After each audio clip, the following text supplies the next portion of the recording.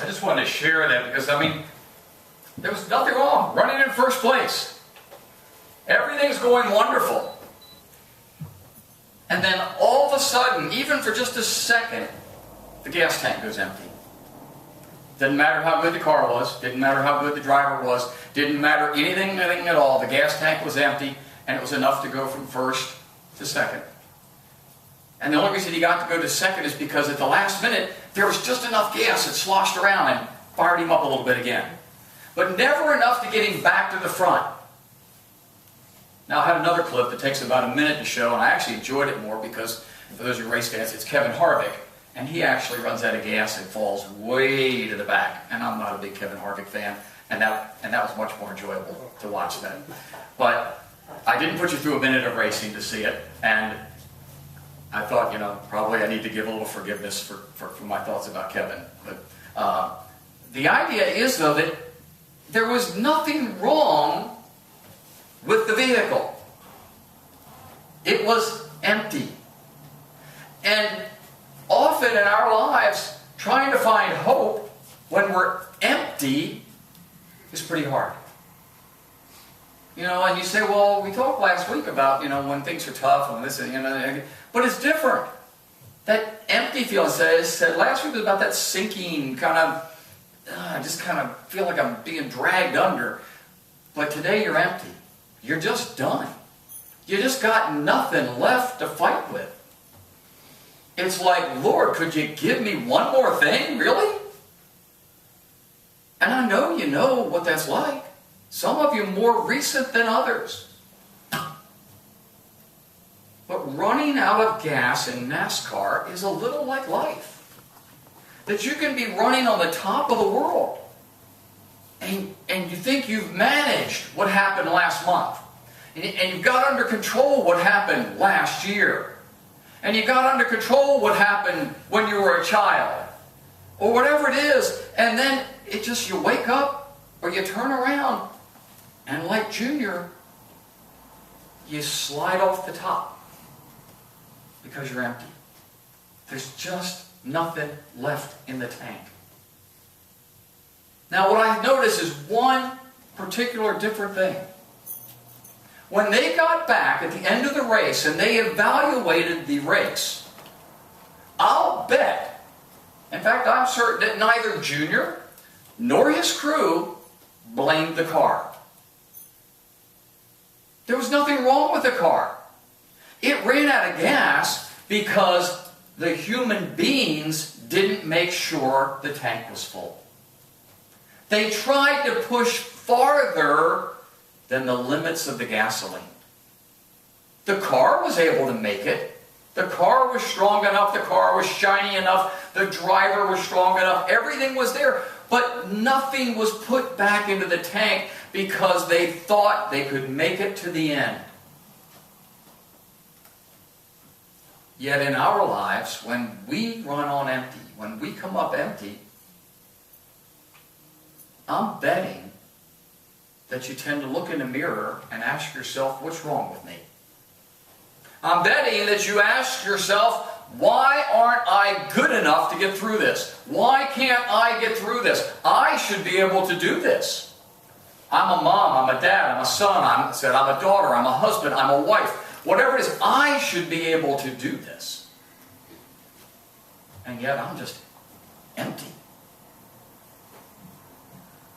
We don't blame the car when it runs out of gas.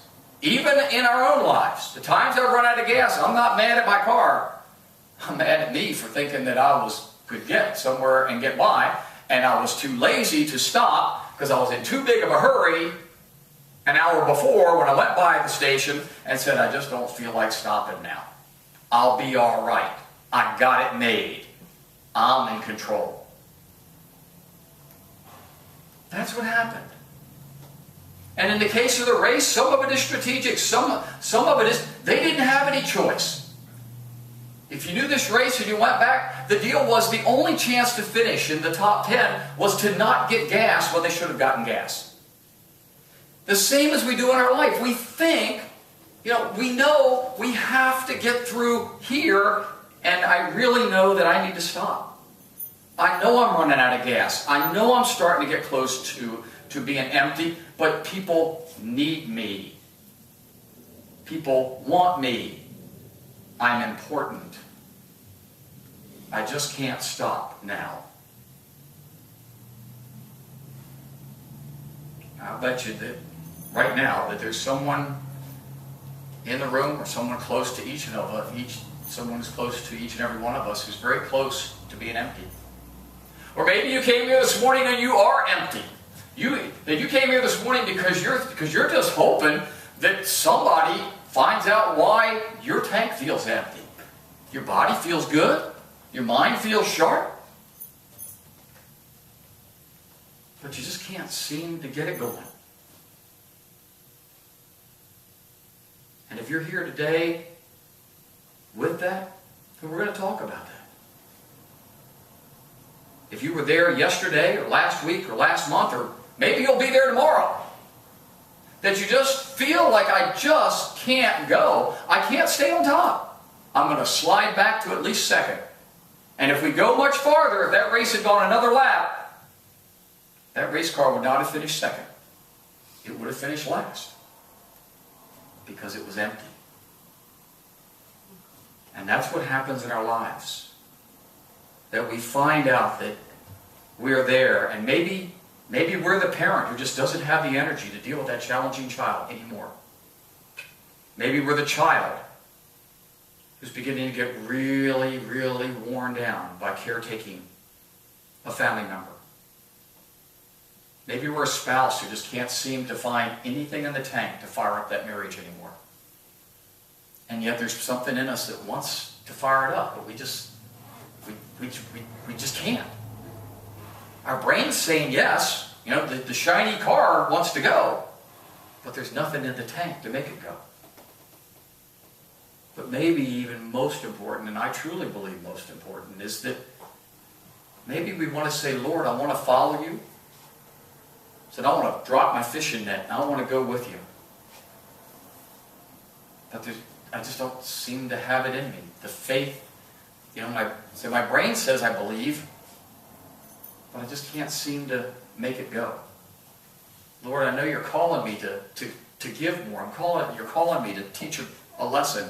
You're calling me to be there to support and go pray with somebody. And yet I'm feeling so empty myself. I don't know how I'm going to do it. Maybe you feel like this person I read about this week. They said this. They said my life feels like trying to hold up a shopping bag with one finger instead of my whole hand. And it's tiring and it's painful. And the extra weight to the bag and the whole thing could come crashing down. The person said, my theories are that I'm devoting a lot of unconscious energy to avoiding memories and triggers, and that my resources are held by others. In other words, I've given over control of who I am. I'm letting somebody else control the way I think and believe because I just can't grab hold of it myself. And I can't access those things. I know I can do this. I know I can do it, but that person said I couldn't. That person at work said, you don't know what you're doing, and I've reached a point that I'm beginning to believe them. I've been told by other people that your God really isn't a God. It's just a crutch. And I'm beginning to believe them. But I don't want to. But there doesn't seem to be anything inside of me to drive that. The writer then said, I just wish that resolving these issues, it wasn't going to take so darn much energy. I just don't have it. I'm empty. Yet I think that in that, when we get to that point, and the car starts sliding back, our life starts sliding back from where we want it to be, that we maybe missed what we heard Mary read in the scriptures for this morning. And both of them were relatively short. Which I know she was surprised because Wayne was going to read and he had to go on call this morning. And normally when that happens to her, she's got like 20 verses to read. But it didn't happen this morning, did it? But it says that I truly think this is an example of those times that you really got to focus on memorizing a couple of things, and these scriptures would be a good start. And this is the reason, and that's my challenge. Before the end of the week, I really think you need to work on putting these in. Look at Matthew the 28. Come to me, and you heard me say it in the prayer of confession this morning, and that was intentional, so you hear it over and over again. Come to me, all of you who are struggling hard and carrying heavy loads, and I will give you rest. Put on my yoke, and learn from me. I'm gentle, I'm humble, and you will find rest for yourselves. My yoke is easy to bear, and my burden is light. Now I'm guessing that most of us in the room have never had oxen, but we've probably at least watched enough TV or enough history class to know that a yoke is that big wooden thing that you put on a couple of oxen or draft horses to make them pull together. And it is not light. Maybe some of you even had the opportunity on the farm to pick one up and put it on. It's not light. But Jesus says his is. And looking at the InterVarsity, the commentary for this week, it describes these verses in this way. It said, Jesus speaks here of a figurative the bondage of unprofitable labor under an inadequate understanding of God's love. He says other teachers in Jesus' day and afterward spoke of accepting the yoke of God's kingdom or God's rule by submitting to the yoke of law. Now this is the difference here. Rather than merely human rule. So instead of just buying into, okay, I followed all the good rules of school, I did everything I was supposed to, that they taught me at school, that they taught me in society, I followed those rules. And what this is saying, though, is take on this yoke of the law of God. Yet, like a good sage, Jesus says, no. He says it invites the disciples to learn from him.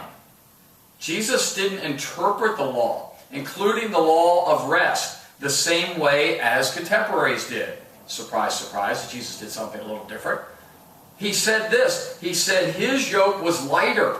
In contrast to his opponents, Jesus interprets the laws according to their original purpose.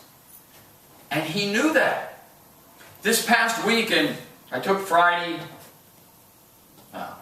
off, so to speak, from pastoral things, and spent the whole day reading and trying to get ready to begin doing my schoolwork, which should have already been done. But I've got till June 1st by my guidelines to get it all done. And I'm reading a theology book. And one of the things that's really interesting is understanding this Trinity thing, which is always confusing to me. And it talked about it is literally impossible to understand the Trinity the way it's intended by thinking of it the way that we in the Western world will do, and that's God the Father, Son, Holy Spirit as the points of the triangle. It said one cannot exist without the other. And that's so important to understand here is that ties in. Because Jesus says that his yoke is light and he interprets the laws according to their original purpose, to which he is privy because Jesus, Yahweh God, Holy Spirit, are inseparable. One can't exist without the other. They are not three separate things in any way. They are. It's sort of like you can't exist without your sense of humor. It's just who you are. Wherever you go, you either have one, you don't have one, or whatever it is. They exist together. So Jesus understood the intent of the laws, what it's saying. So he says that the laws in terms of devotion to God, rather than universal rules, that they will find Jesus' yoke light because he is a master who will care for them. Jesus' yoke is not lighter because he demands less. Oh no. But because he bears more of the load for us. He makes sure our tanks don't run empty. He bears more load when he knows that we're running out of gas than he would have shut the engine off in a race car, off and on, enough to save gas to get around. We wouldn't have had to worry about it. It would have already been done. It's Dr. Greg Mazik from Bob Jones, the university. He's a professor there. He's got more degrees than I got letters in my last name. Originally a counselor, now a pastor, preacher, college professor, and he He wrote the story. He said his mom found some poetry of his from when he was in high school. And he said it was pretty dark and twisted. And he said, she called him and she goes, "Is this really your writing?" And he goes, "Yeah." And she goes, "Wow, if I'd known you were that sick, I'd got you to see somebody." And he said, the good news was it doesn't matter now. He said, because I'm not that empty kid anymore.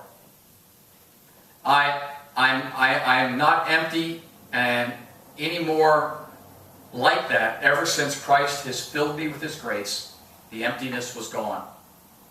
Well, Dr. Mazik continues the article by describing the cause and solution of our emptiness. And it's 3 steps, he says. The first is your emptiness. 1, it's not just yours, it's a common problem. It's not just you. Don't blame the race car. Acknowledge it's part of who we are. It's going to happen. The same as last week when we talked about Peter. Halfway down, he's drowned. He thinks he's going to drown, and Jesus, He takes him all the way to the boat. When did the storm stop? When they got to the boat. The storm didn't go away. Peter had to go through the storm. You will get empty. But he says the common cause. He says, I don't think that my life was unusual. I was one of many empty folks with nothing to hope for. In Ephesians in 2:12, he says, like the woman at the well, they go from one object to the next seeking fullness. Like Solomon, they sought satisfaction in alcohol, in sex, in money, or in accomplishments, only to discover it is like trying to grasp the wind. What thirsty people need is the God who quenches their thirst. Isaiah 55, 1-3, specifically, another one of those verses that when you're thirsty and you need that, that's where you go. Yet even believers in Jesus Christ may struggle with running on empty. In fact, those of you who are more involved in ministry and more involved with caretaking and more involved with trying to pray for your children and your family and others around you may begin to feel what we like today in today's world called burned out. So how can this be? You just said, I want God to fill me and everything's so wonderful. There's no doubt that physical factors do play a role. Christians are not exempt from needing rest. You need sleep. You need proper nutrition. As much as you hate to hear me say it, you need a little exercise. Probably a little bit more than a little. Illness can take its toll on every part of our bodies. You know, we just talked about, we all praying for Lois, but if we allow the illness to drag us all the way to the bottom, it's going to be a lot longer walk to get to the top. But what is at the actual heart of our struggle and emptiness? What is really causing this? So then Mazik says this, he says, understanding the cause. He said, many years ago, the Lord asked His people, and this is Jeremiah 2:5. He says, what iniquity have your fathers found in me, that they are gone from me, and have walked away after vanity or emptiness, and have become vain or empty? So Jeremiah said, what iniquity have your fathers found in me? Why have they gone away? They keep walking away to this emptiness. They keep seeking vanity, this emptiness. Why do they keep walking away? And he said, did you notice the 3 steps? He said, 1, they walked away from God. That was the first thing. It is amazing how many people, when life gets tough, they walk away from God. And then what they walked away to go after was vanity, was emptiness. It was the things of this world. It was drugs, it was alcohol, it was money, it was sex, it was people, it was friends, it was excitement. Oh, I'm going to go have some fun in my life. I deserve it. Last time I checked, as Christians can have some fun too. In fact, one of them in the room was having a little fun at the expense of me walking a little rope thing, a rope bridge there, said just last night. Reminded me that he didn't think it was going to matter if I fell on that rope or not. Don, you shouldn't have come over here. I've got to get you. But we do that. It's always that way. We become like the object that we worship. So we walk away from God, we walk after emptiness, and then we became empty. Ta-da! We got just what we were seeking. Unfortunately, the temptation to worship someone or something other than the Lord continues to face us every day. In that same chapter of Jeremiah, God actually laments. He actually kind of cries out. And he says in chapter 2, verse 13, "For my people have committed two evils. They have forsaken me, the fountain of living waters, and hewed them out to be cisterns, broken, though, and they can hold no water." God's people continue to walk away from the only source of spiritual satisfaction to pursue the things that are empty. Anything other than God is ultimately a cistern that is broken. You can run the water in it, but it's going to run right out the bottom. And so often it seems like we want to run from it. We want to walk away. Mastic says the third step is obviously God's solution. So what's the solution, he says? What's the solution? He says it's allowing our thirst to drive us to the only one who can quench it. It is turning from the cisterns that are broken to the fountain who alone can fill us. As the Lord said through the psalmist, he says this in Psalms, "Listen, my people, I'm warning you. If only you would listen to me, O Israel. There must be no foreign god among you. You must not bow down to any strange deity. I am the Lord your God, who brought you up out of Egypt's land. Open your mouth wide, and I will fill it up." So many lessons in the Old Testament to be learned. Wandering in the wilderness. Every morning you wake up, you have all the food that you need, called manna on the ground. You have everything that you need, even though you're just wandering. You got everything that you needed. But you wanted the promised land. You wanted more. You wanted more. So what do? As soon as the leader goes up to the mountain, you make golden calves. You try to scoop up the manna and you try to save it, even though the Lord said it's going to spoil, and it did. Even when God seems to give us everything and our cistern seems to be solid, there's something in us. So Dr. Mastic said, this is the heart that we teach at the Biblical Counseling School. Thirsty souls that have found fullness in Christ are taught how to minister the thirst-quenching truth of the gospel. You say, well, Rick, I'm not going to be a pastor. Oh, no. All Christians are. Your opportunity to share. Your opportunity to have to minister in something that you never dreamed that you were going to minister about. You never believed, one, that you would be in the situation to have to talk to others about whatever it is. On whether it was addiction, or whether it was divorce, or whether it was grief, or whatever it was.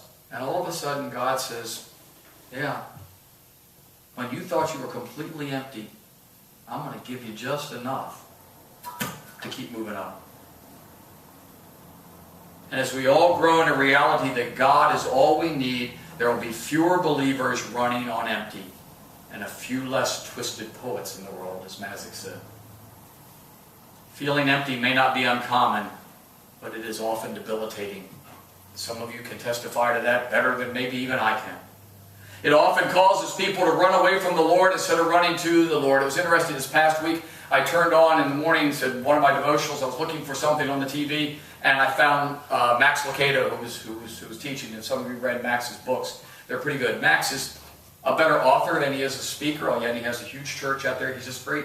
I don't know, he's not the most exciting man, but yet there's something about him that really attracts you, and I was listening to him, and he was talking about a lesson on when things go terribly wrong. And he asked folks, he said, if you were really sick, would you refuse to go to the doctor?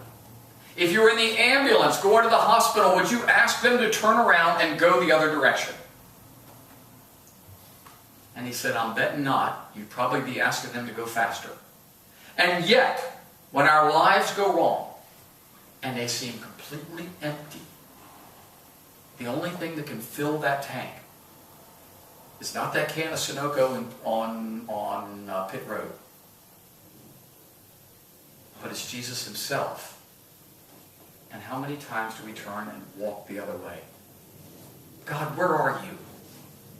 I'm empty. What did you do to me? Don't feel bad about it. We all do it. But somehow we don't realize that we're in the ambulance and God is saying, run toward me, and I'll get rid of the emptiness. You know, if that race car doesn't go to Pit Road, it can never get any more fuel. If we do not go to the source of our energy and of our creation, the very one who created us, then how can we ever expect to be refilled? This week, begin by refilling.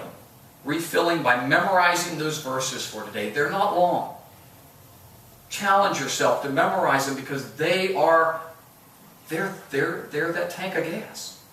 And really focus on what Paul wrote, because here's the Corinthians one, which I haven't addressed yet. Paul says, I pleaded with the Lord 3 times. 3 times for it to leave me alone. Whatever it was bothering him. Let's say he pleaded to God to take away this emptiness. And he said, the Lord said to me, my grace is enough for you. Stop seeking something else. My grace is enough for you, because power is made perfect in weakness. I don't know about you, but after I've recovered from that emptiness, and in that weakness, when I have been refilled and realized that God was closer than He ever had been in my life, and I was missing it, that I came back stronger. And that's what Paul means. So he says, I'll gladly spend my time bragging about my weaknesses so Christ's power can rest on me.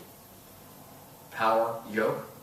Therefore, I'm all right with weaknesses. I'm all right with insults. I'm all right with disasters. I'm all right with harassments. I'm all right with stressful situations for the sake of Christ. Because when I am weak,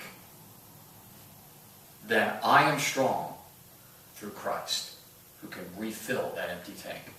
Amen. Let's join in singing.